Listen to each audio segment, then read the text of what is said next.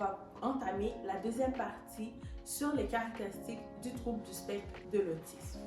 Cette semaine, on va parler des intérêts restreints et des stimuli sensoriels.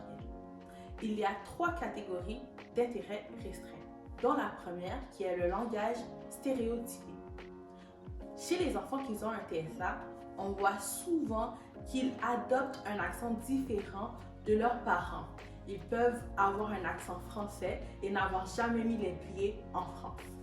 On peut également voir que ces enfants vont adopter des phrases qu'ils retrouvent dans leurs émissions pour enfants et ils vont le dire dans un contexte qui est totalement inapproprié.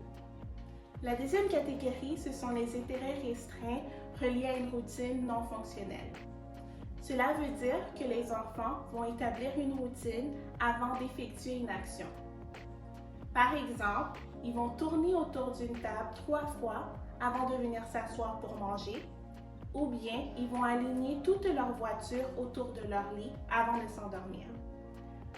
Dans cette catégorie, il y a aussi la rigidité alimentaire. Cela veut dire que l'enfant va manger uniquement du riz ou des croquettes de chez McDonald's. La troisième catégorie, ce sont les intérêts restreints reliés aux stimuli sensoriels. Cela veut dire que l'enfant va être obsédé par des événements ou des éléments sensoriels. L'enfant peut être obsédé par des lumières qui scintillent ou bien l'eau qui coule du robinet. Lorsqu'on parle du trouble du spectre de l'autisme, on parle souvent des hypersensibilités et des hyposensibilités.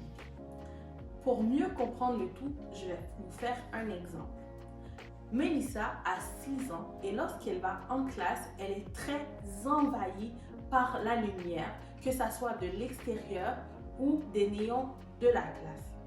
Mélissa a donc une hypersensibilité. Du côté de l'hyposensibilité, Mélissa peut mettre sa main très longtemps sur le calorifère. Elle ne ressent pas la chaleur qui émane du calorifère. Sa mère doit souvent lui rappeler d'enlever sa main. C'est un exemple d'hyposensibilité. Ça sera tout pour aujourd'hui. N'oubliez pas de nous suivre pour connaître le sujet de la prochaine vidéo. Si vous avez des questions, vous pouvez toujours nous contacter sur nos différentes plateformes. Merci, à la prochaine!